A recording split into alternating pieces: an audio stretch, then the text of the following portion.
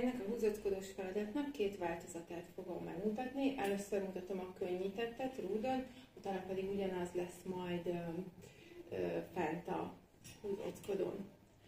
A könnyítettet csináljátok, beültök a rúd alá. Fontos, hogy ne told előre a feneket, hanem a rúd alatt legyen végig. Úgy lógsz, teljesen kiengeded a könyököd. Egyre felhúzod, és 1, 2, 3, 4, mindig megállítod, tehát nem lassan csúszol lefelé, hanem szépen szakaszosan állítod meg a húzódkodást.